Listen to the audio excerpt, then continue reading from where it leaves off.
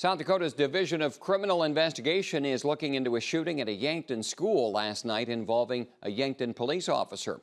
South Dakota Attorney General Marty Jackley says one person was injured in the shooting, but the officers involved were not hurt. The DCI was called in at the request of Yankton police to process the crime scene, examine the evidence, interview officers and witnesses, and review other evidence like camera footage. They will then issue a report, which is likely to come within 30 days.